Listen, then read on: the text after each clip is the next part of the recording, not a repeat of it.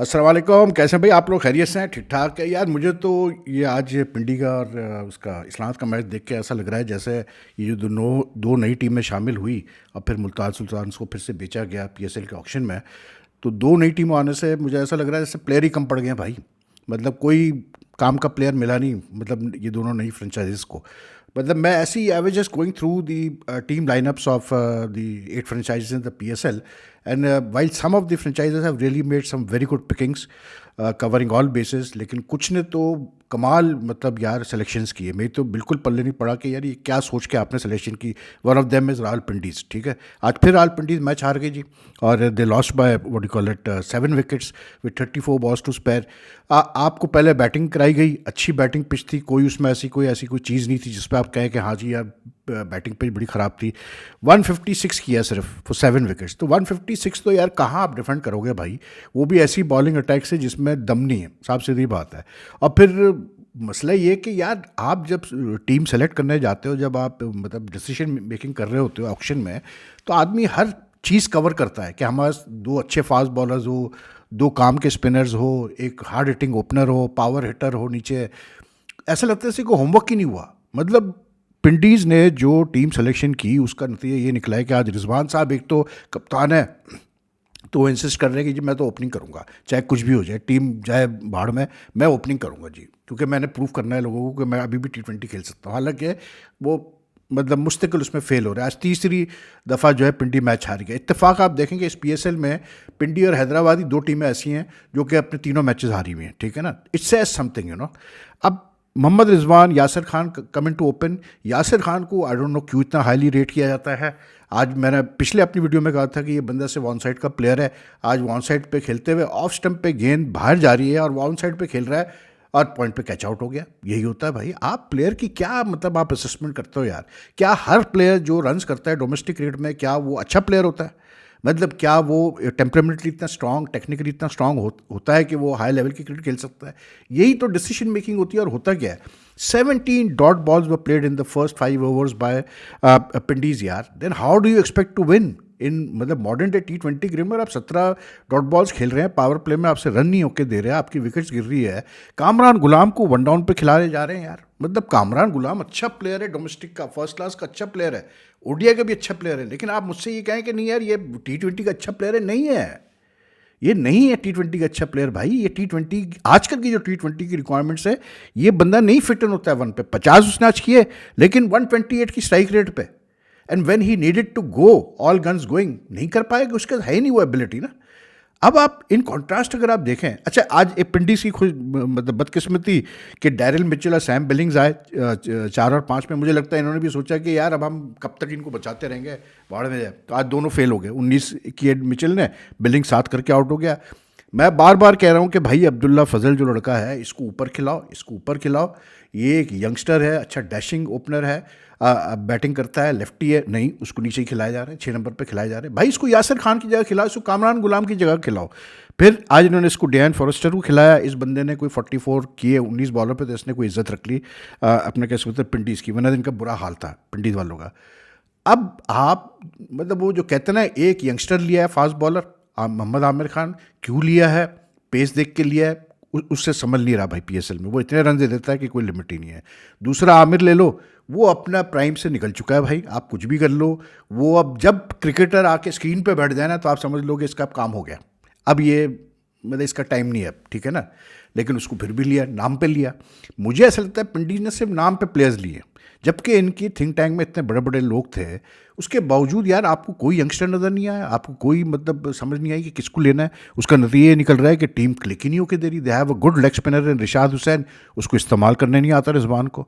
अब आप देखें, मैं आपको बताता हूँ, देखें लॉरी एवेंस है इनके पास, ऑलराउंडर है, 39 की एज है, ठीक है। 39 की एज को क्यों ले रहे हो भाई? ऑस्ट्रेलिया का प्लेयर है, ठीक है। इसने खेला पर स्कॉचर्स से बिग बैश में। Pick up his record and you will see he did nothing for Scorchers in the Big Bash. Last इसकी 5 इनिंग्स उठा के देख ले, मैचेस दे कुछ नहीं किया। किस लिए आपने सेलेक्ट किया उसको भाई? फिर क्या सोच के सेलेक्ट किया? क्या प्रीवियस रिकॉर्ड पे उठाया था इसको? आप करंट फॉर्म पे उठाते हैं। समीर मिनास को करंट फॉर्म पे उठाया ना इस्लामाबाद में, देखें आप धड़ाधड़ वो रन किए जा रहे हैं। आज भी 70 मार गया वो, और यंग प्लेयर है, फ्यूचर है पाकिस्तान क्रिकेट का। आप लॉरी में इसको 39 की एज पे उठा रहे हैं यार, मतलब कोई तुक बनती है।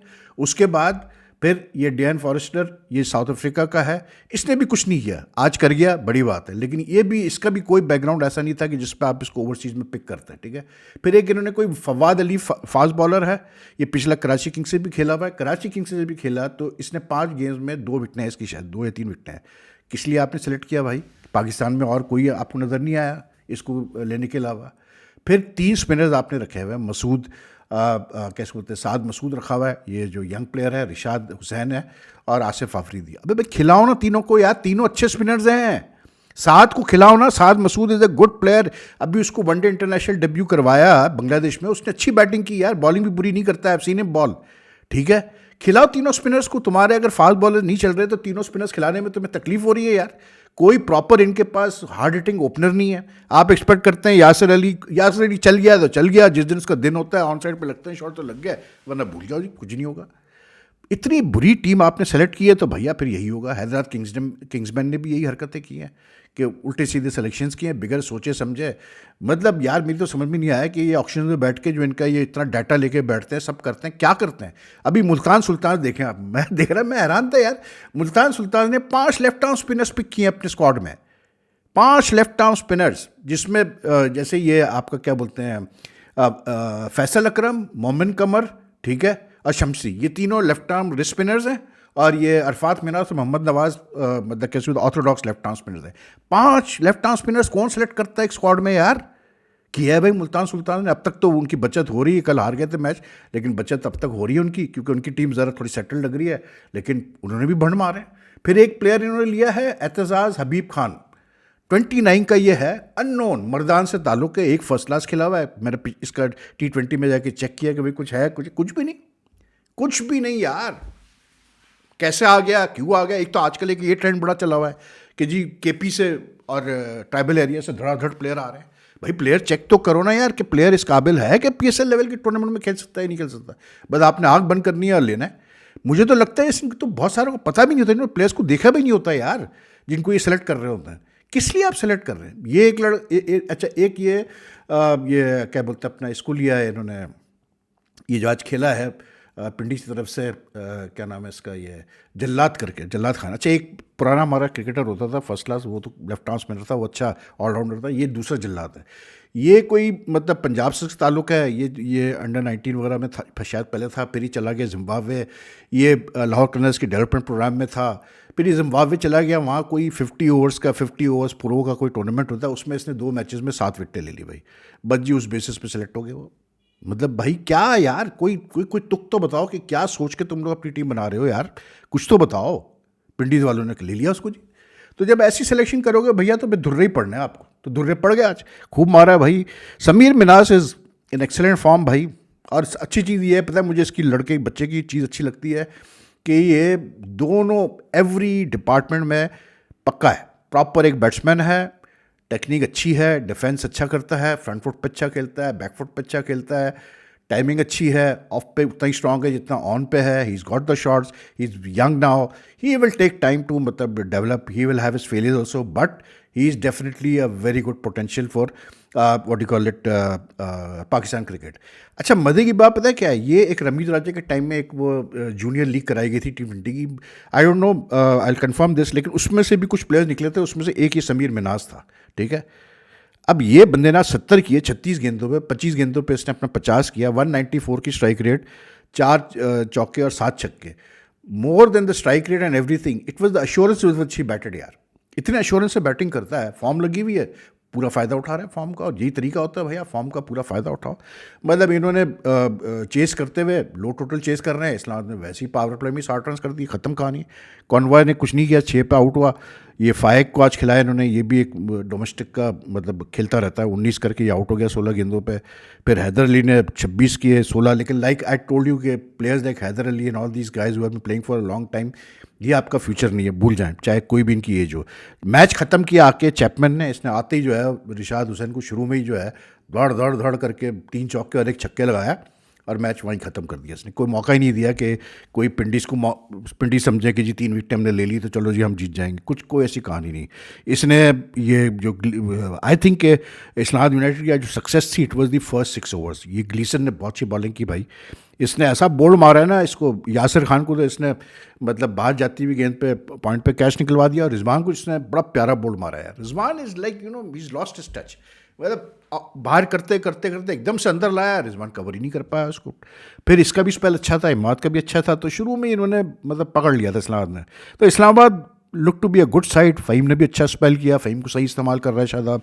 2 विकटें वो ले गया, ग्लीसन 2 विकटें ले गया, 2 विकटें सलमान रिशाद ले गया, तो ख़त्म कहानी, फिर बचता ही क्या है यार।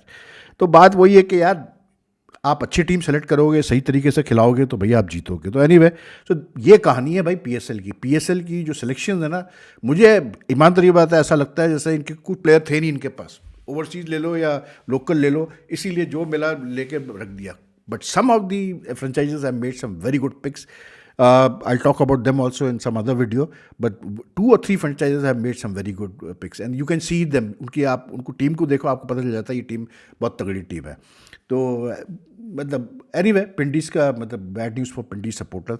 बाकी तो यार और क्या, अच्छा एक मैं देख रहा था, एक बंदे ने ट्वीट किया कि जी वो मतलब क्या, वैसे तो कमेंट करना भी नहीं चाहिए ऐसे बेवकूफ़ वाली ट्वीट्स पे, लेकिन उन्होंने ट्वीट किया कि जी वो एक आईसीसी ऑफिशियल ने कहा पीसीबी के, भाई आप लोग डबल हेडर्स जो है वो वीकेंड पे ना रखें, वरना आईपीएल की जो है रेटिंग है उस पर बड़ा फ़र्क पड़ जाएगा, ये करके। अबे रेटिंग पे कहाँ से फ़र्क पड़ेगा, जब किसी बड़े चैनल पे आ ही नहीं रहा पीएसएल, तो रेटिंग पे क्यों फ़र्क पड़ेगा भाई। मतलब जितने बड़े चैनल है स्पोर्ट्स के, जब आईपीएल के मैच होते हैं तो उन पर आईपीएल ही चल रहा होता है, पीएसएल तो आता ही नहीं है, तो फिर रेटिंग पे क्या फ़र्क पड़ेगा भैया, मुझे ये बता दो ज़रा यार, कहाँ से पड़ेगा। हाँ, डबल हेडर अगर है और सिर्फ पीएसएल का डबल हेडर है तो उस दिन आ जाता है पीएसएल का मैच, क्योंकि आईपीएल का मैच हो ही नहीं रहा होता है। तो बहरहाल हम इसी ख्वाब की दुनिया में रहते रहेंगे भाई, इसी तरह हम जीते रहेंगे, इसी तरह चलता रहेगा। लेकिन आई समटाइम्स फील कि मुझे इतना अफसोस होता है देखकर, अगर आप आसिफ अली जैसे बंदे को ले रहे हो, मतलब ले सकता है कोई फ्रेंचाइज, तो यार उमर अकमल ने क्या ऐसा वो किया है। चलो अहमद शहजाद की मैं इस पर बात नहीं करता, हालांकि वो भी आराम से, अगर वो अपना जैसे, मैं कहता हूँ यार आप लोग सीखो यार, विराट कोहली से सीखो यार। उस बंदे ने अभी एक फॉर्मेट खेलता है, वो सिर्फ मतलब अपना वनडे का फॉर्मेट खेल रहा है इंडिया से। अभी उसने आईपीएल की तैयारी करके वो आया, लंदन में रहता है वो बंदा, अपनी खुद ट्रेनिंग करता है, सब कुछ करता है, ठीक है, उसका अपने ट्रेनर वगैरह सब कुछ है। But look at the way he comes prepared यार, लुक एट हिज मतलब work ethics, look at the time he gives. ये बच्चे नहीं कर सकते, ये दोनों जो हमारे उमर अकमल और ये है अहमद शहजाद तो खैर अब टीवी में बैठ गए, जाहिर सी बात है यार, हर आदमी को फाइनेंशियल मतलब he needs to do something. लेकिन even Ahmad is not past his best cricket, he is a good player यार, he is been a good player. Umar Akmal तो बहुत ही अच्छा था। अब 35 साल उसकी एज हो गई है, जब आप आसिफ अली को ले सकते हो, या ये पता नहीं ये कौन कौन है, ये हबीब और एजाज और फलाना और ढिमकाना, पता नहीं कैसे कैसे हैदर अली को ले सकते हो, तो भाई उमर अकमल ने क्या गुनाह किया है? क्या ऐसा पीसीबी को उमर अकमल से चिढ़ है कि नहीं जी उमर अकमल को हम नहीं लेंगे चाहे कुछ भी हो जाए? क्यों भाई, क्यों ज्यादती कर रहे हो? उस आदमी ने अपना, उसका नाम नहीं डालते यार पीएसएल में। और ऐसा क्या इतना वो बुरा आदमी है कि भाई को हर फ्रेंचाइज जो है उसको हाथ लगाने को तैयार नहीं है कि नहीं हम तो नहीं लेंगे इसको। नेशनल T20 में मसले उसके डोमेस्टिक होते हैं। मैं समझता हूँ यार उमर अकमल को तो टोटली जो है ना, he needs to go out proving a point, कुछ ना करे पूरा एक डोमेस्टिक सीजन। अभी जो आएगा डोमेस्टिक सीजन, अब तो खैर ये डोमेस्टिक सीजन तो निकल गया, लेकिन जब जो डोमेस्टिक सीजन आए ना, क्या अभी 35 का है ना, 36 का हो जाएगा, ठीक, कोई मसला नहीं। एक पूरा डोमेस्टिक सीजन खेले, प्रॉपर सारे मैचेस खेले और ऐसा परफॉर्म करे, ऐसा अपने फिटनेस पे काम करे कि ये मजबूर हो जाए अगली पीएसएल में उसको लेने पे। अब फिर वहाँ से ये बताया कि मैं आज भी कहता हूँ यार, ईमानदारी की बात है, मैं वो नहीं कर रहा, उसके अपने जो भी मसले मसाइल, लेकिन यार वो पीएसएल ना खेले वो ज़्यादती है भाई। अहमद शहजाद भी अगर थोड़ा सा अपना टाइम लगाए ना सही तरीके से, तो वो भी आराम से खेल सकता है। जो मैं टैलेंट देख रहा हूँ पीएसएल में, कुछ जो लड़के हैं ऑलरेडी जैसे खेल रहे हैं, डोमेस्टिक के जो सिलेक्शंस है वगैरह है यार, उनसे तो अभी भी वो दोनों बेहतर है, खास करके उमर अकमल तो अभी भी बहुत बेहतर है। लेकिन बहरहाल यहाँ पर भाई जिसकी गंगा वो वही वाली बात है, जिसकी चल रही होती है उसकी चल रही होती है, जिसकी मतलब टूटी चढ़ी हुई होती है वो टूटी चढ़ी हुई होती है। सुना है ऐसे भी चल रहे होते हैं कि भाई कहने पे लोगों को कोचेस से हटा मतलब नहीं रखा जाता किसी भी असाइनमेंट पे, हालांकि वो पक्के होते हैं, उसके लिए क्वालिफाइड भी होते हैं, लेकिन नहीं, किसी को पसंद नहीं उनकी शक्ल तो नहीं रखेंगे उनको। तो ये तो हाल है, तो फिर क्या आदमी कह सकता है। बाकी यार आपका कैसे बोलते हैं अपना, ये फ़ाखिर जमा की स्टोरी बढ़िया आई है भाई सामने के, जो उस पर जो मतलब 2 मैच का बैन लगा वो इसलिए लगा क्योंकि क्या कहते हैं अपना ये कराची किंग्स वालों ने नोट कर लिया था कि उसकी कुछ सस्पिशियस एक्टिविटीज़ थी। अब ये सोर्सेस से स्टोरी चली है और पाकिस्तानी मीडिया में चली है कि जी उन्होंने नोट किया कि